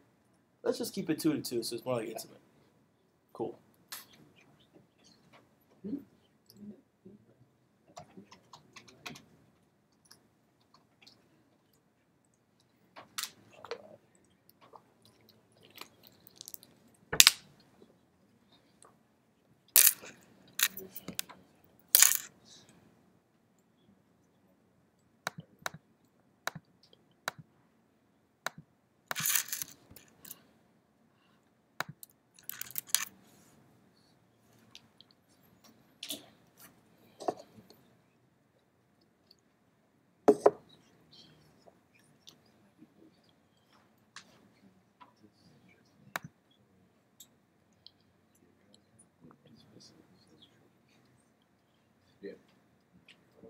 Question? Oh, go ahead. Yeah.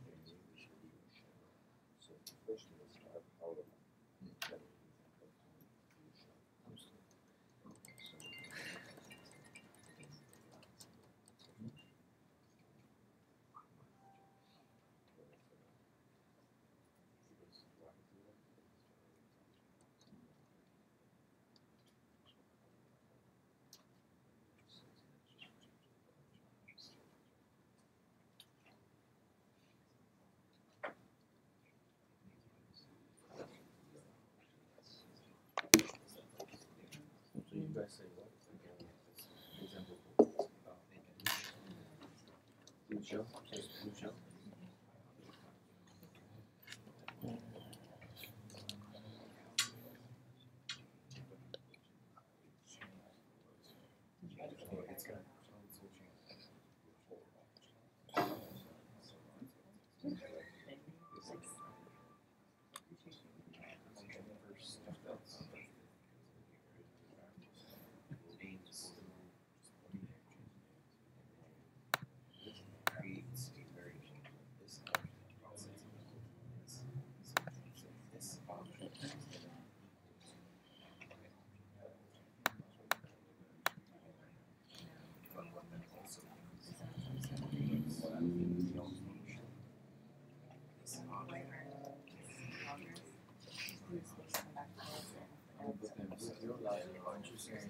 So, Saying we go back to it.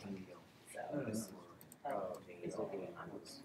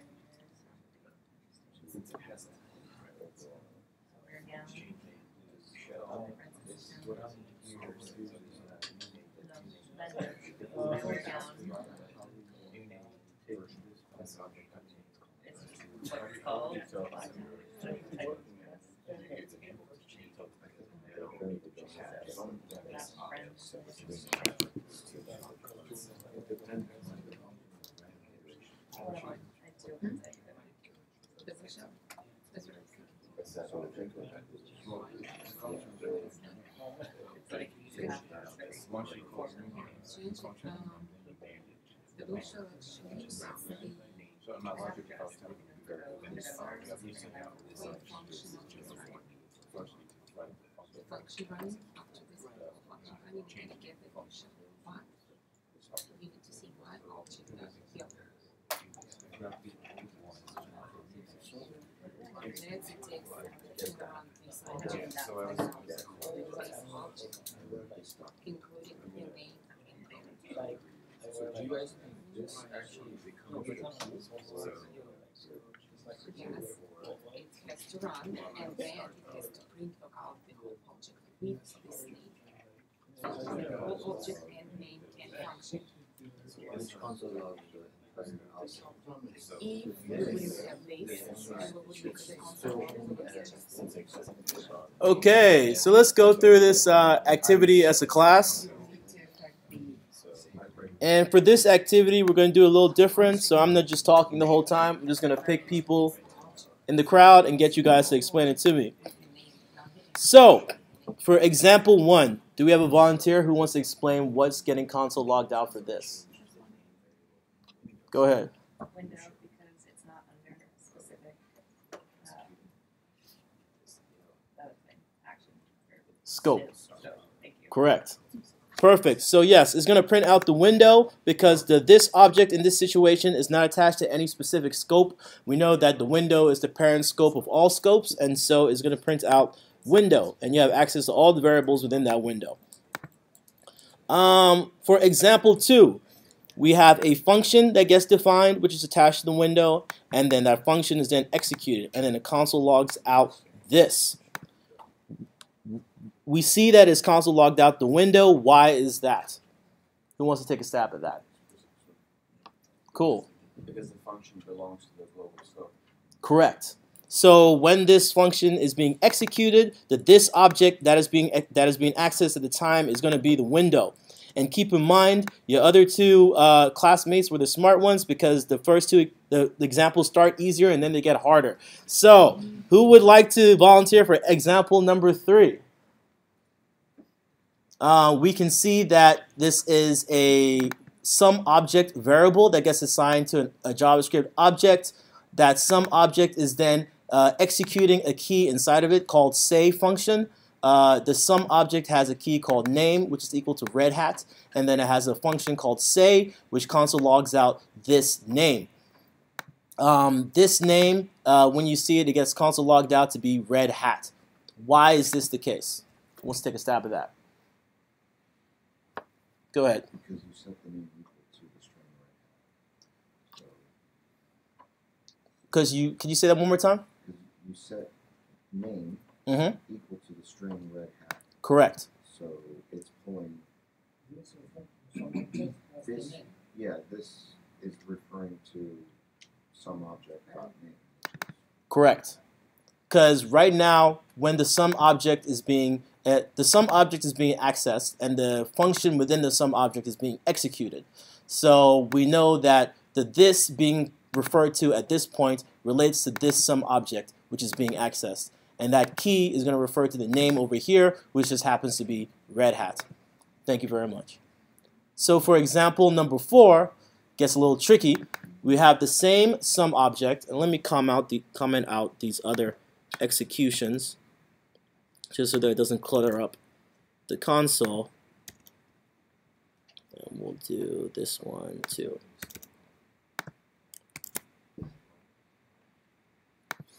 This object is going to execute yell, and we can see here that there's an object called myObject. It has a name which is not assigned anything. It has a yell function, which is an anonymous function that then takes a variable from this and makes it equal to star power up. It then also has a child function called change name. What change name does is that it takes whatever name is passed in, and then for this object name, it sets it to that new name. And then so now we're going to execute the change name function to be blue shell, and we're going to console log out this. Whoops. So the object that gets kicked back to us is going to be star power up. The object that gets kicked back to us is going to have the name star power up, and then it's going to also have the function yell. I guess the confusing thing behind this is that why is it star power up and why is it not blue shell? That's the question we want to answer in this situation. Say what? It's calling the function yell, sure, which sets this object's name to be star power up. But it also executes the child function change name, and it changes the name to blue shell. Why didn't that change it for the object? Because you're not executing the change name function because it's outside brackets. We are executing it over here.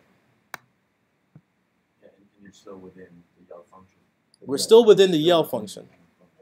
So why did it not change the name, which was set to the star power up, to blue shell?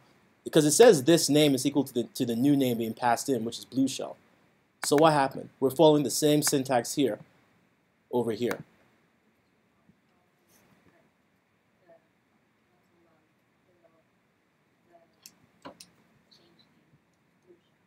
This one? Yes and no.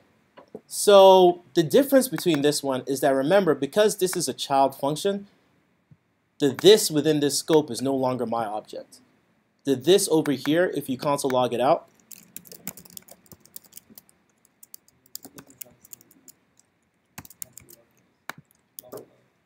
that's the window. This is the window. So this is like saying, what? Under blue shell right here. So that's the object. That's correct, because this is relating to this object over here.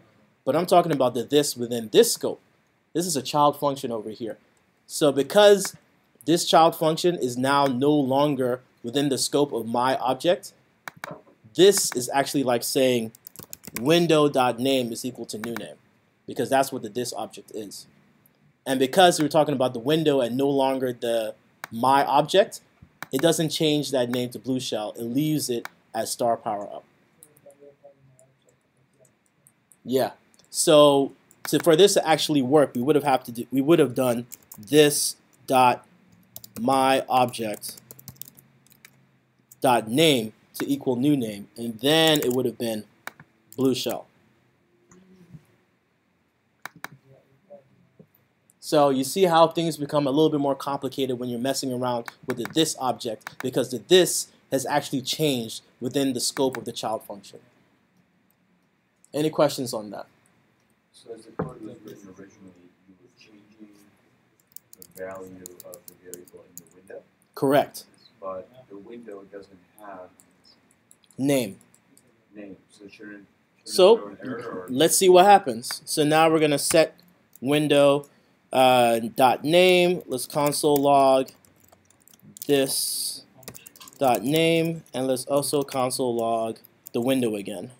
So let's set that below here.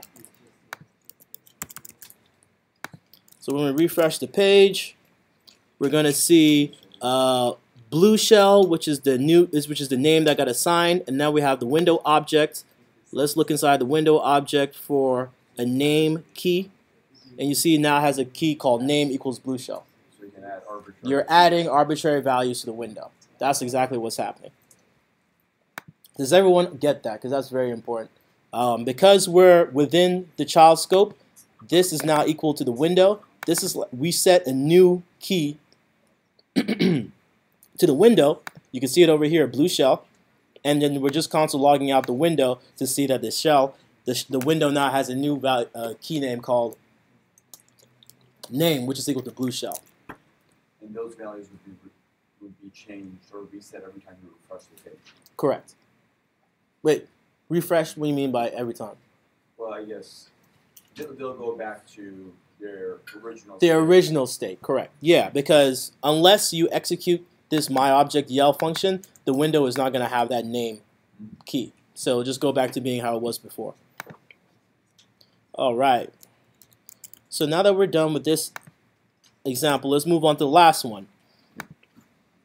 In this one, we have an object, again, another myObject that executes yell. Its name has not been set, and it has a variable. This object is equal to this, and then it's setting the name. This name is equal to star power up. We know this changes the myObject name because this is the object scope at this point. It has a child called changeName function. That changeName function is going to take a parameter with the new name. Is going to set this object, this local variable object dot name to be the new name, and that name happens to be blue shell, and is going to console log out this object. So when we look at the console, we're going to see it prints out an object called blue shell. Who wants to explain what's going on over here? Just rewrites. Hmm? It just rewrites the name. Rewrites what? The second function. The new name is also correct. New name. So yes, it's gonna grab a what, but what is this object within this scope? And this is what? My object. Correct. And why is that? Because it's defined over there. Correct. Exactly. Because we've defined a new variable within the function scope called this object, and this is just a reference to the myObject set over here. Now remember, any variable being defined, but within the scope of the parents is being inherited by the child. So the child has access to this object. So this object is myObject. That's set to this variable. This variable is then accessing the name of myObject, setting it to the new name, which happens to be blue shell. So when it prints out this object, you'll see that it's blue shell. And then if I console logged out this as well, let's see what happens. You'll see that it's the same object being passed around, but it's just being assigned to a new variable so that you could use it within the child.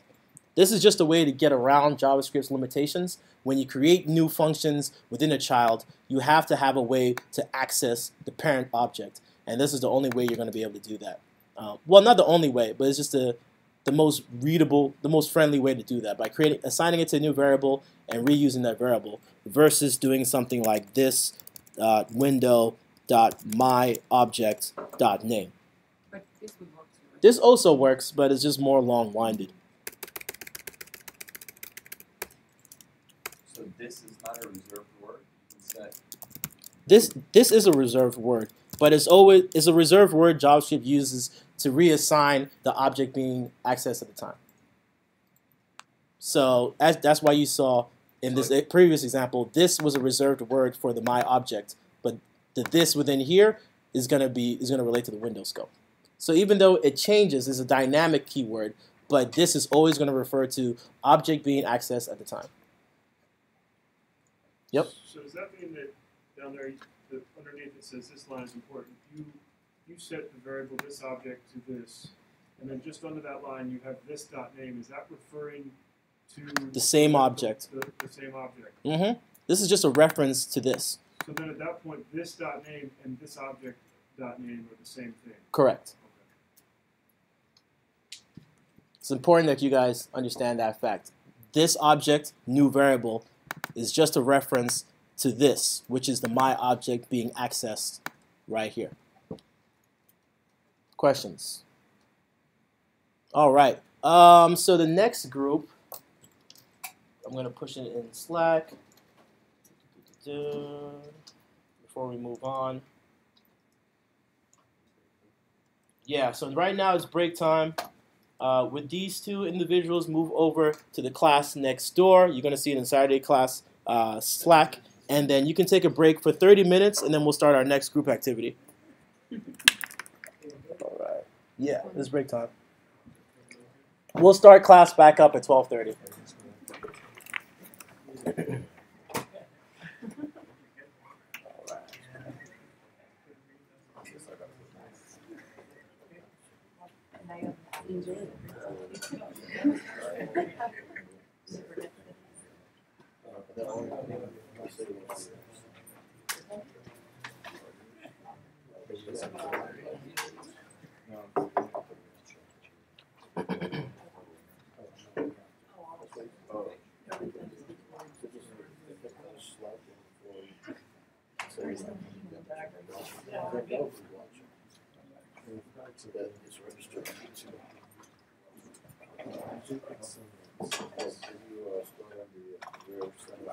Emmanuel, where is it? Right next door? This one? Yeah, right there.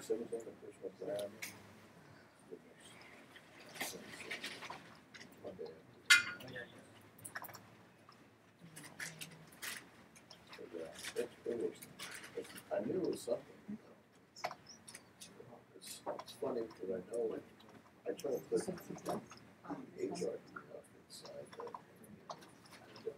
Then I try to put the anchor tag inside the heading. You just have to close it.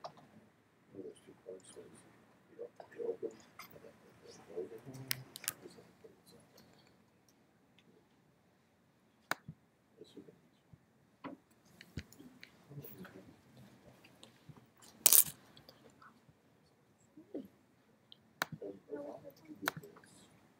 I want to go to them, but after they post the solution, I was put the picture up simultaneously as the picture match. I want to know how to do that. So this will be a quick that says it's Trump. But I know it's Trump.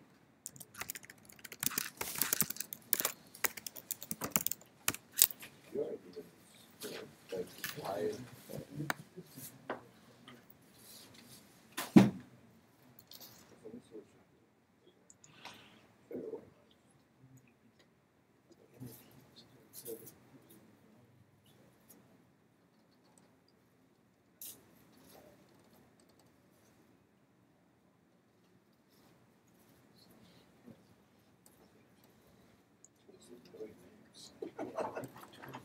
I think what you want to eat. Why? Yeah, just put like 6. Why do you put 20? Like, because for your sanity, how are you gonna figure it? Wait, well, you gotta look at your J.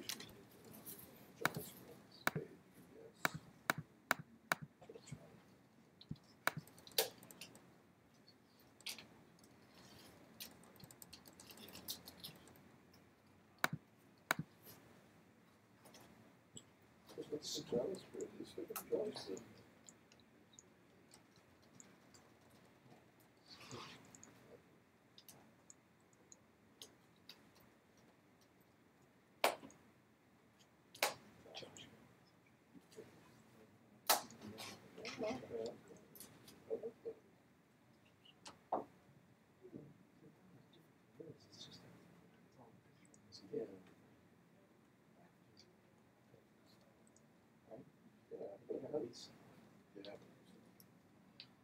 But how do you get that?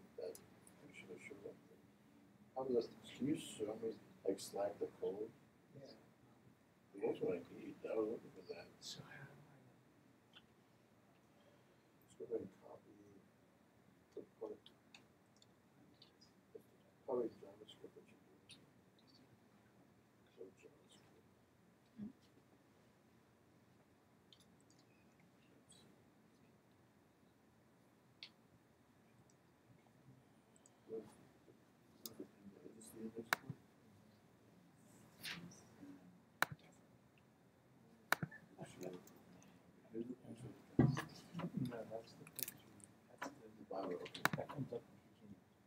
What's the picture of you?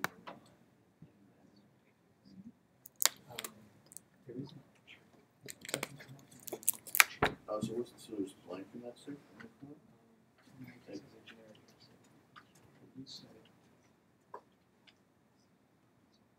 So where does the picture come from?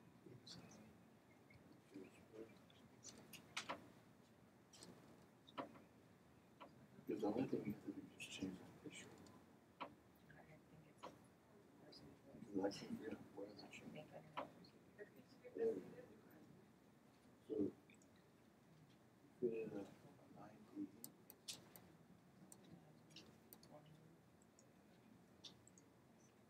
And that, let me see. So, you have image fluid. ID's picture. The picture is John's picture. So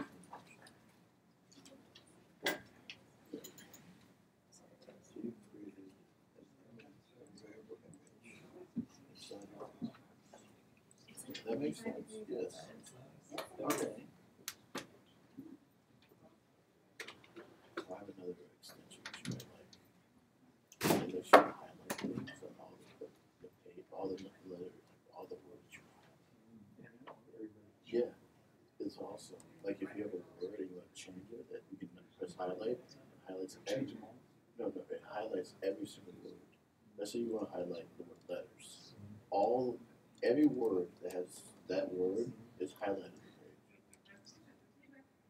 So you can see why that's. You can change it. So let's see. Volume 1. Okay, so you're okay. So you made. So you made that variable.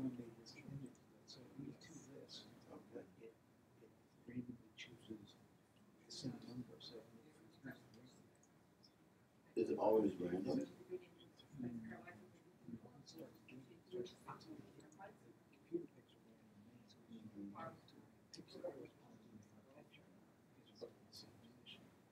So the picture, the winning picture has to come. So right, yeah. So that has to be.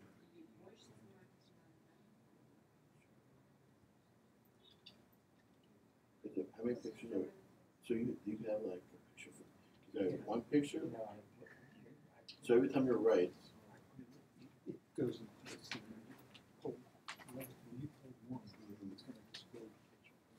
Oh, you have it in order. Yeah, it's not dynamic. I see.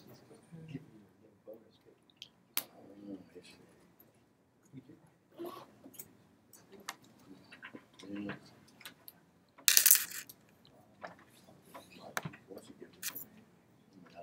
Question? Yeah, sure. About the pre-work. Okay. That's what I was doing actually. Is it absolutely wrong, or we can do something with that?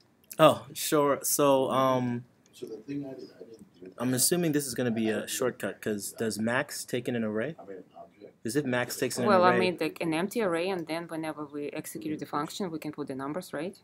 Yeah, but Or I'm if it's I'm wrong. looking at this helper function math.max. It's not giving me the maximum; it's giving me the whole array. I don't know why. It's giving you the whole array. Yes. Can I try it? Yeah, sure. All the game. So for example, so you have the object and then has like okay. Oh, it's just printing them all out. Yes. Yeah. So typically, when you use this function max, it's going to take in an array already. So you don't actually need that for loop. You're going to just pass in the entire array into max, and it's going to give you the maximum number in that array. Because that's just a helper function, so you don't have to do things like the for loop. Okay, so that's also the option to make it like. That's right, also right? a 100% correct option. It's just you don't actually walk through the steps of figuring out what the max is. So if you were going to an interview, you would have to ask them, can I use helper functions like math? Because that's a quick shortcut. Oh, even that? Wow. Yeah. Okay. Because sometimes they'll want you They to want break. to see the logic. They want you to break everything out. Yeah. Yeah. You're right, because like my husband usually he said, yeah, they need to see what's going on in your head. That's true. But do you actually want to walk through that situation right now? Like, get rid of the for loop and just have max, just so that you can see it work. Here's that in order. Yeah. Like that? You still want the function, except instead you'll just pass in ARR without the open and close brackets. Just simple. And then let's close that. Actually, no, yeah, we're good. Okay, let's hit save. And let's open it up. So what is the issue here? Let's look up that function and see what it does. So JS math.max.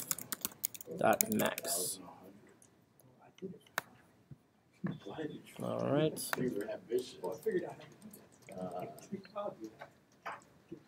Okay. I see. So it doesn't take an array, it just takes in, looks like, just numbers. Yeah, so if you passed in 1, 2, 3, then it would give you the answer that you're looking for. So let's do that instead. Yeah, but it's not actually the answer for It is not the correct answer, correct? Yeah. So in this situation, you wouldn't be able to use it for the array. Yep. True. All right. Yeah. I wonder if there is a helper function for arrays. I was looking and I couldn't find actually. That's why I was thinking maybe like. Yeah.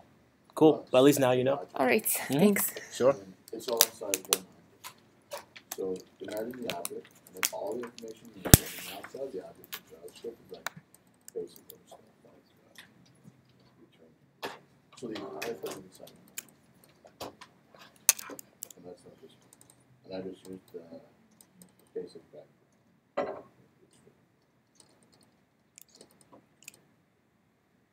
thing is, I want to give them. Hopefully, they look at things and say, "Okay, you're mildly competent. You can read." That's Google food.